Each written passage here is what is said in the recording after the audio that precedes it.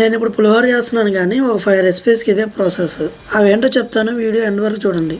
ఇప్పుడు నేను చూపిస్తున్న ఈ షార్ట్ వీడియోని చూసి అప్పుడే నేర్చుకున్న బ్యాచిలర్ మాత్రం పులిహోర చేస్తే అస్సలు టేస్ట్ రాదు. ఎందుకంటే ఇప్పుడు నేను వేస్తున్న ఇంగ్రీడియంట్స్ అన్ని ఒకేసారి వేసాను అనుకోండి, జీలకర్ర, ఎండుమిర్చి, నెక్స్ట్ ఆవాలు, ఇవన్నీ ఒక 30 సెకండ్స్లో కుక్ అయిపోతాయి. పల్లీలు, పచ్చిశనగపప్పు మాత్రం కుక్ అవ్వడానికి 1-2 మినిట్స్ అన్న పట్టుద్ది. మరి ఈ పల్లీలు, పచ్చిశనగపప్పు కుక్ అయ్యేసరికి మిగతా ఇంగ్రీడియంట్స్ అనేవి మాడిపోతాయి.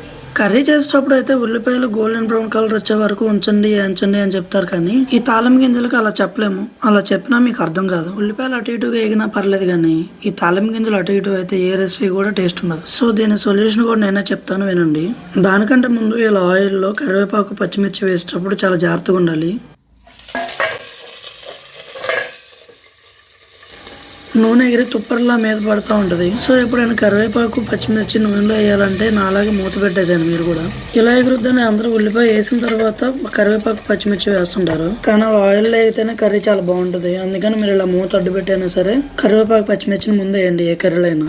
ఓకే, మనం అనుకున్న ప్రాబ్లమ్ సొల్యూషన్ ఏంటంటే ఏ ఇంగ్రీడియంట్ ముందు వేయాలి, ఏది వెనకేయాలి, అండ్ ఏ ఇంగ్రీడియంట్ ఎంతసేపు కుక్ అవ్వాలి అనేది ఫుల్ వీడియో చేసి నేను యూట్యూబ్ లో పెడతాను. ఇదే మన యూట్యూబ్ ఛానల్. అడగాలంటే అదోలా ఉంది.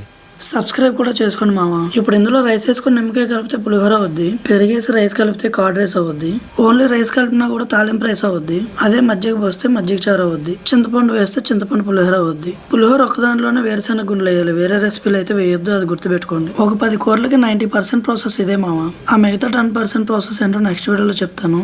మన ఛానల్ని ఫాలో చేసుకుని ఉండండి. ఇంతకీ పులిహోర ఎలా ఉందో కామెంట్స్ చేయండి మామ.